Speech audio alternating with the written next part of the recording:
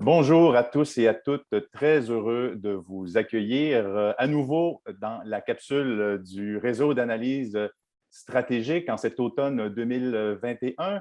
Alors, pour reprendre ces capsules, pour reprendre ces discussions avec les experts du réseau d'analyse stratégique, la politique étrangère et de défense après la réélection de Justin Trudeau. Alors, on le sait, les élections fédérales ont eu lieu maintenant il y a un peu plus de 2 semaines et d'un avis largement partagé, sinon unanime, bien, les enjeux de politique étrangère et de défense ont été relégués au second rang, sinon même au troisième. Et ce n'est pourtant pas faute d'enjeux. Le Canada a échoué à 2 reprises à obtenir un siège non permanent au sein du Conseil de sécurité de l'ONU. Le Canada est absent des opérations de maintien de la paix de l'ONU et ses relations diplomatiques avec certaines grandes puissances sont à leur plus bas, pour ne nommer que ces cas-là. Alors, pour combler ce vide dans l'espace public à la hauteur de nos moyens, nous allons discuter de l'avenir, donc, des politiques étrangères et de défense du Canada, de ce qui peut ou devrait être fait avec nos deux experts aujourd'hui. Marie-Joëlle Zahar, qui est chercheuse au Cerium et directrice du réseau de recherche sur les opérations de paix. Bonjour Marie-Joëlle. Bonjour. Et Justin Massy, qui est co-directeur du réseau d'analyse stratégique et professeur de sciences politiques à l'UQAM. Bonjour Justin. Bonjour. Alors, pour cette discussion, disons-le, ambitieuse dans son envergure, à couvrir la politique, le rapport du Canada avec le reste du monde, allons-y en deux temps, si vous voulez. D'une part, diplomatie et politique des grandes puissances. Dans le deuxième temps, le rôle des forces armées canadiennes.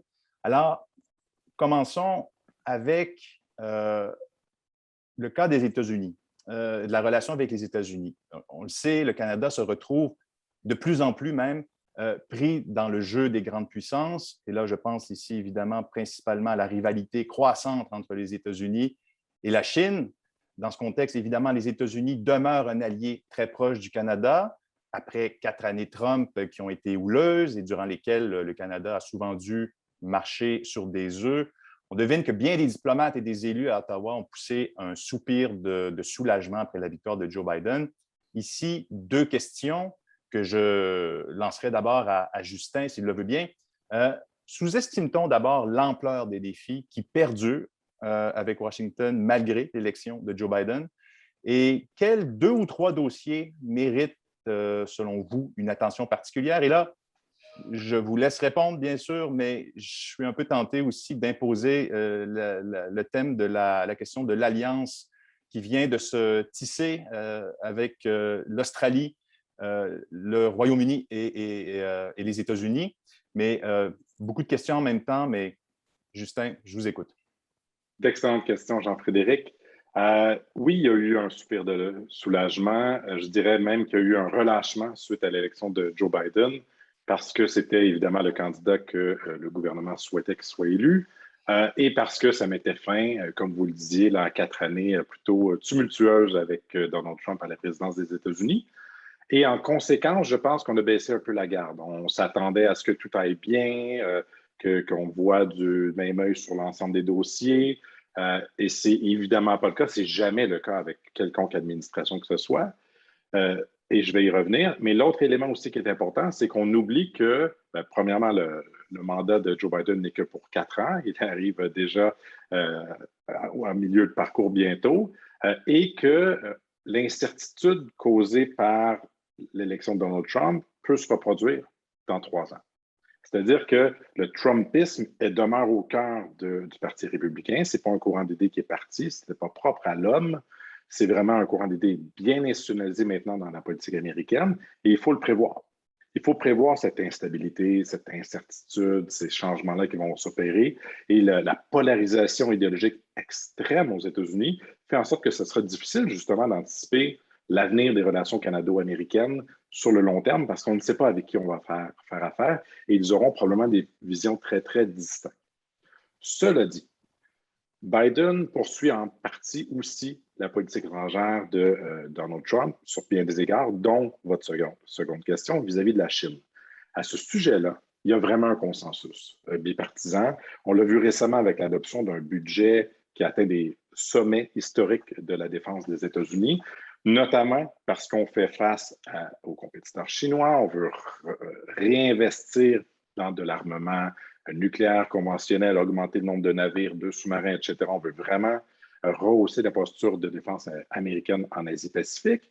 Et, vous le dites aussi, dans cette alliance avec l'Australie et les Britanniques, ce qu'on voit, c'est que Joe Biden sollicite les alliés. Il en veut plus des autres.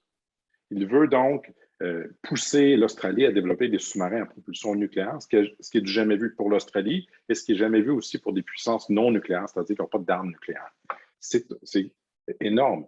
On parle de 8 sous-marins qui pourraient être utilisés de 100 à 200 milliards de dollars d'investissement juste pour ça.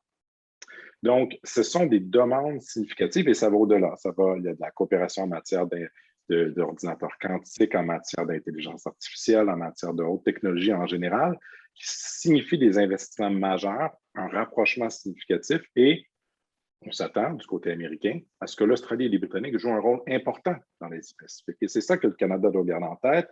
Ces demandes-là, lui, seront adressées, bien entendu.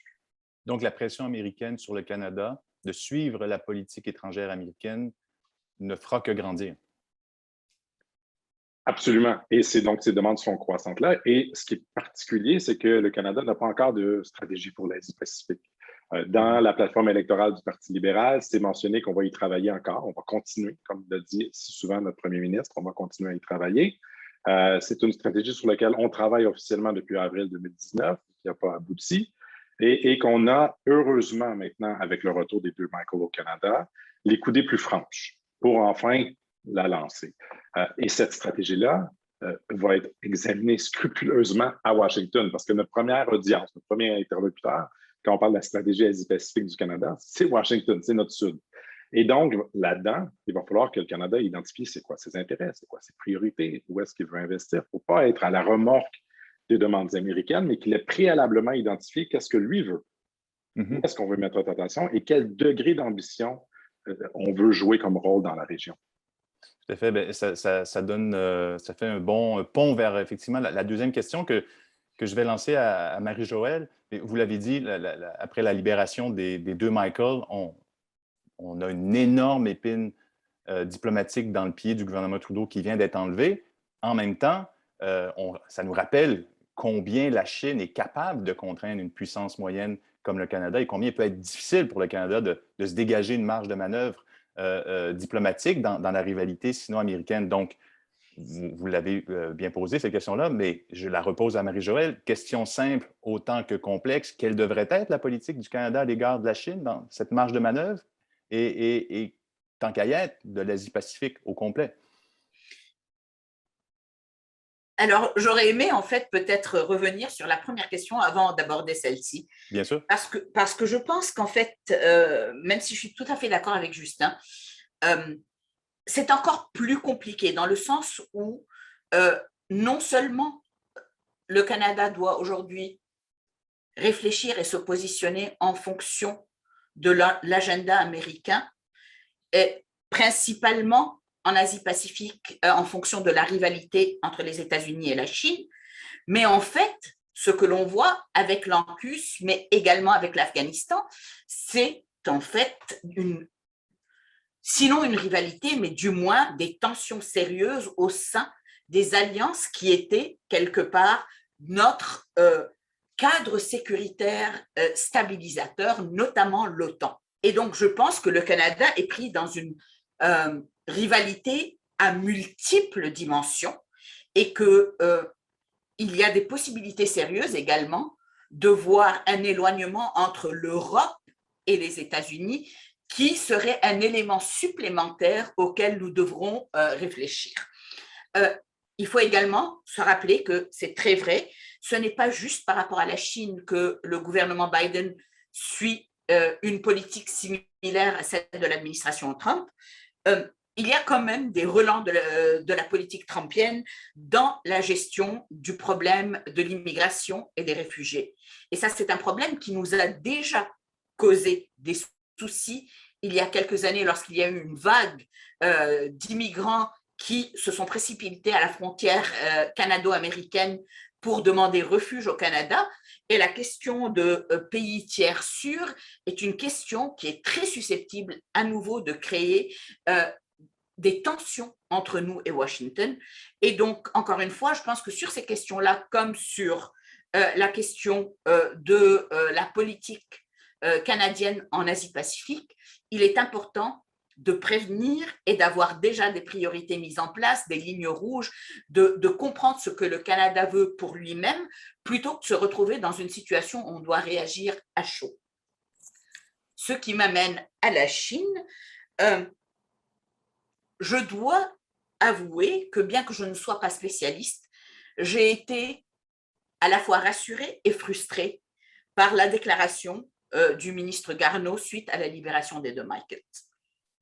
Rassurée parce qu'en fait, sa réaffirmation du fait que le Canada doit gérer la Chine différemment à différents niveaux montre bien que le Canada est conscient de la complexité de la relation, mais également conscient du fait que cette complexité-là exige différents types d'outils, de la collaboration, de la compétition, parfois même du blâme.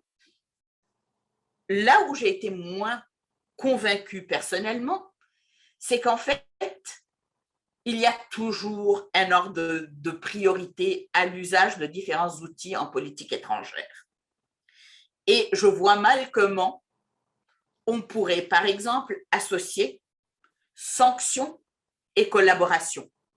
Les Chinois nous l'ont bien montré, nos relations dans un domaine ont un impact sur un autre domaine. L'arrestation des deux Michael n'était en aucun cas liée à ce qui est arrivé à Meng Wanzhou. De la même manière, les difficultés que les compagnies et les entreprises canadiennes vivent aujourd'hui en Chine, la dernière en date étant bien sûr toute l'affaire autour de l'exportation de Canada Goose, montre bien que la Chine fait des liens entre les politiques commerciales et sécuritaires, et donc nous allons avoir à prendre des décisions, et la première décision sur laquelle beaucoup d'acteurs au Canada sont en train de presser le gouvernement, c'est la question du 5G. Et si nous allons laisser ou pas Huawei prendre pied au Canada et fonctionner ici, alors que tous nos partenaires, particulièrement les 3I, ont refusé à Huawei l'accès à leur marché. Pour moi, la réponse à la question quelle devrait être la politique du Canada à l'égard de la Chine doit être posée en termes de processus plutôt qu'en termes de priorité. Je pense que le Canada ne peut pas se permettre d'avoir une relation bi- ou trilatérale, être pris à nouveau dans le triangle États-Unis, Canada-Chine. Donc, notre action doit être multilatérale, quels que soient les domaines dans lesquels on engage les Chinois.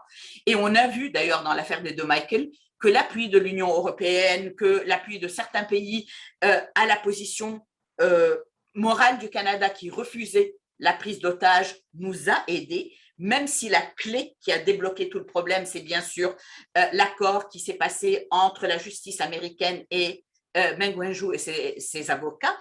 Mais une action multilatérale, une action flexible, mais surtout, et c'est là que moi personnellement j'ai des inquiétudes, une véritable stratégie et non pas des réactions à chaud à différentes actions. On ne peut pas jouer le tit pour tat. Dans un jeu de tit pour tat, on serait perdant. Le Canada doit développer une stratégie et comme Justin l'a déjà dit, il me semble que le problème, c'est que pour l'Asie-Pacifique en général, c'est là que nous avons un trou noir en termes de stratégie. Ce que ma collègue Stéphanie Martel de l'Université Queen's dirait, si elle était ici parmi nous, c'est qu'en fait, le Canada est le grand absent alors même qu'il a des intérêts très importants, commerciaux et sécuritaires en Asie du Sud-Est et en Asie-Pacifique.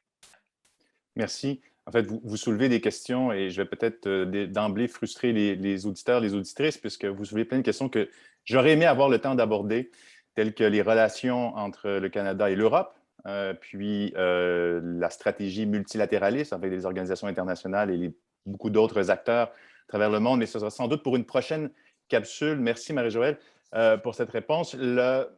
Passons au deuxième volet, le rôle des forces armées canadiennes. Bon, elles mènent leur principale des opérations présentement en Irak, en Ukraine, dans les pays baltes, en plus de contribuer à des efforts multilatéraux, ici et là, dans plusieurs registres et régions du monde. Certaines des missions d'importance se déroulent au sein de l'OTAN, mais peu ou prou, à peu près pas du tout, au sein des missions de paix de l'ONU. Question que je lancerai à Justin. Où et dans quoi, en réalité, les forces canadiennes auraient-elles intérêt à investir leurs efforts? C'est largement décidé à l'avance, dans le sens où, comme vous le disiez, le Canada a fait le choix, sous le gouvernement Trudeau, d'y aller pour l'OTAN. Et là-dedans, j'inclus même la mission en Irak ou en Ukraine, qui ne sont pas vraiment sous l'égide de l'OTAN en totalité, mais avec les mêmes membres, les mêmes objectifs stratégiques, la même communauté de sécurité et la même perspective, disons, très pro-européenne, atlantiste dans la stratégie de politique étrangère du Canada. Et d'ailleurs, c'est un des éléments qu'il faut résoudre pour avoir une stratégie vers l'Asie-Pacifique. Il faut voir dans quelle mesure on veut abandonner en partie la priorité qu'on accorde à l'OTAN et à l'Europe et ses intérêts stratégiques. Pour autant qu'il va falloir aussi voir le poids de l'Arctique canadien dans cet rééquilibrage-là des forces, parce que le Canada ne dispose pas de moyens limités, ce n'est pas les États-Unis, ce n'est pas une puissance globale. Donc, toute ressource qu'on veut investir bien en Asie-Pacifique ou dans le Nord canadien, c'est une ressource de moins qu'on a vers l'OTAN. Et je disais que c'est très décidé dans l'avance parce que la stratégie canadienne, s'il y en a une, c'est de suivre. C'est qu'une fois que ses alliés principaux sont d'accord, la France, les Britanniques, les Américains, pour une mission, pour un type d'opération, ben on va de l'avant. Et ce qu'on n'aime vraiment pas, c'est quand ils sont en désaccord, comme c'est le cas présentement sur l'Asie-Pacifique, avec la rebufade américaine à la France pour des sous-marins nucléaires australiens. Et ça pose le Canada, comme dans la guerre en Irak, dans une situation difficile où il doit trouver une façon d'arriver à un arrangement avec ses principaux alliés. Mais lorsqu'ils sont d'accord, et ils sont tous d'accord pour un réengagement important en Asie-Pacifique, ça va forcer le Canada à aller dans cette direction-là, mais à retirer un peu de ces troupes-là. Et je pense que ça va être ça une des questions majeures. Et ensuite, quand on regarde dans les acquisitions, donc au-delà des opérations, parce qu'il n'y a pas beaucoup d'opérations vraiment que le Canada peut mener en Asie-Pacifique, mais davantage en termes de sécurité maritime, si on veut envoyer des navires dans la région ou du renforcement de capacité avec les alliés dans la région. Mais ce n'est pas le même type de troupes là, qui sont présentement déployées en Irak, par exemple. Ce qu'on peut s'attendre, c'est que si les États-Unis décident de faire en Irak ce qu'ils ont fait en Afghanistan, donc se retirer complètement et demander aux autres d'assumer le fardeau, ce qui semble être en voie d'être fait avec le passage de la mission des États-Unis en Irak sous commandement de plus en plus de l'OTAN. Et mon impression, c'est qu'on souhaite donc partager le fardeau avec les Européens et les Canadiens pour permettre aux Américains de se reconcentrer leur attention vers l'Asie-Pacifique. Mais est-ce que ça signifie que le Canada, dans ce grand jeu, dit d'accord, on va rester en Irak, mais il faut comprendre qu'on aura moins de troupes peut-être pour vous aider ou pour collaborer ailleurs dans le monde?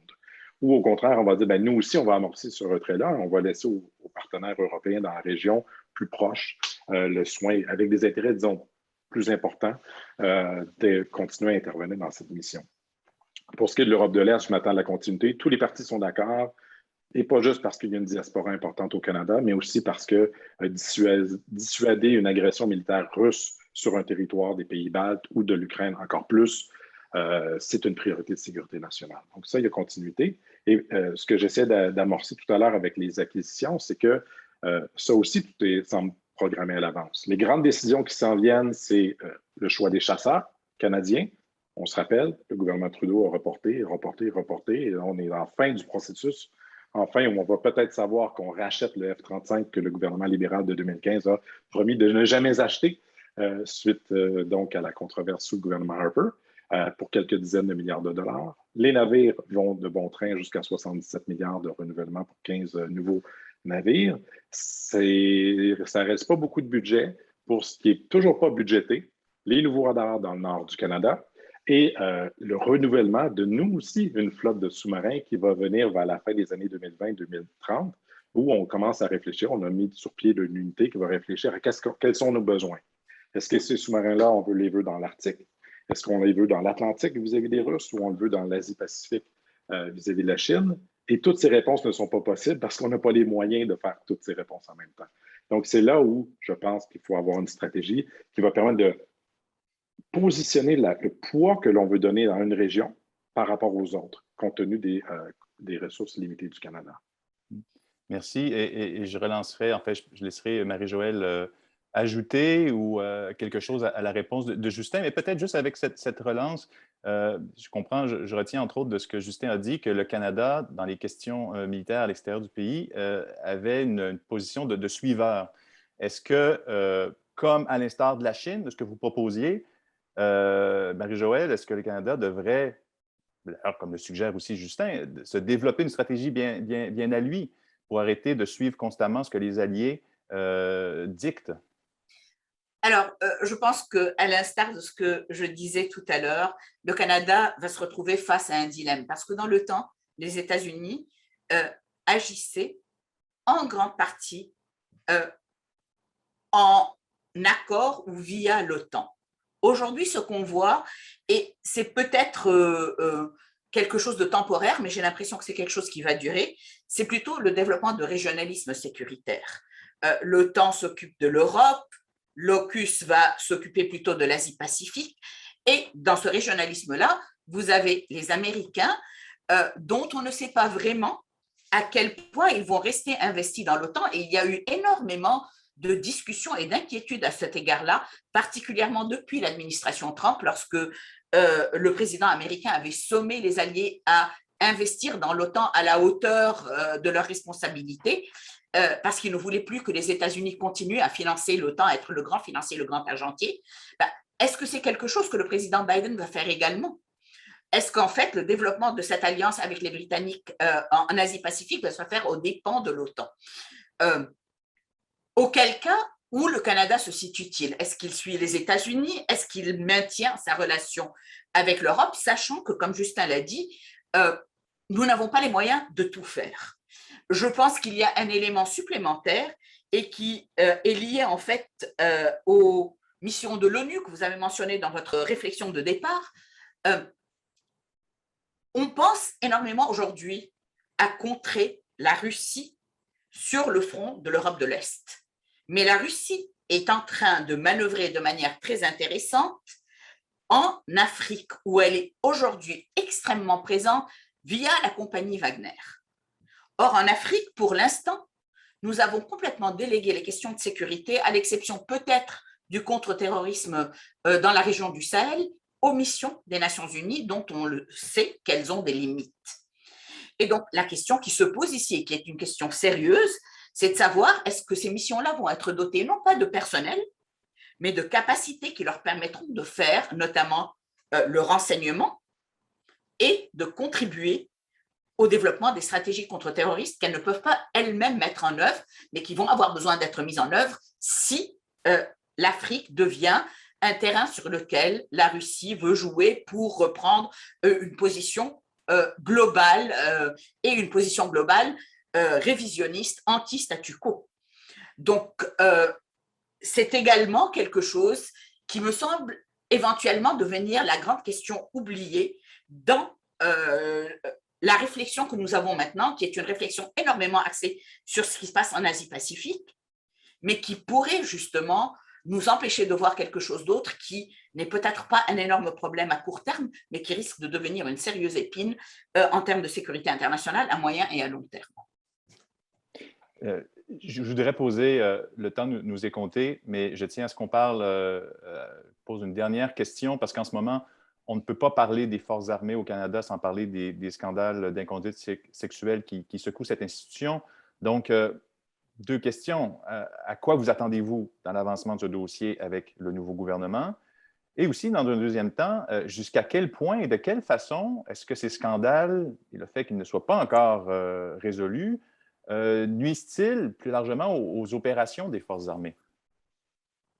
C'est une excellente question. Je m'attends et j'espère avoir un nouveau ministre de la Défense nationale du Canada, peut-être même une nouvelle ministre de la Défense nationale du Canada, ce qui serait très bien également, parce que le plus grand problème pour moi en est un de confiance. Les femmes, membres des Forces armées canadiennes, n'ont pas confiance dans leur establishment, dans le leadership des forces, et politique et militaire, en raison du scandale qui s'accumule et de l'inaction, je dirais l'inertie gouvernementale, outre le fait de faire des rapports et des comités.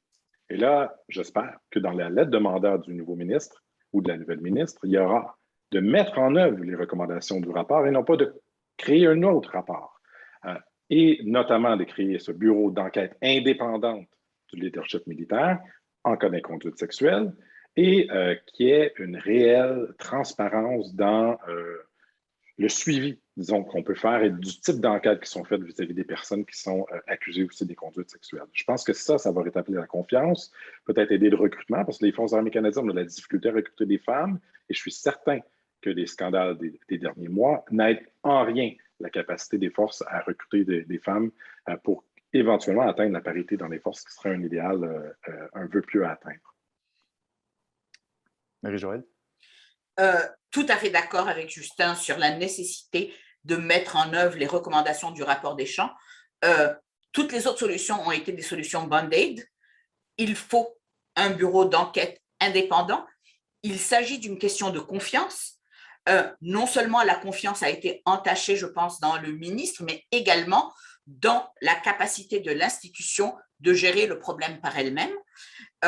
Oui, cela nuit sûrement au recrutement des femmes dans les forces armées, mais je pense que ça nuit énormément également à l'ambition de nos forces armées et de notre gouvernement, parce que le gouvernement Trudeau en avait fait un fer de lance de sa politique, d'œuvrer à l'inclusion des femmes plus largement dans les armées d'autres pays et particulièrement dans les forces de maintien de la paix des Nations Unies.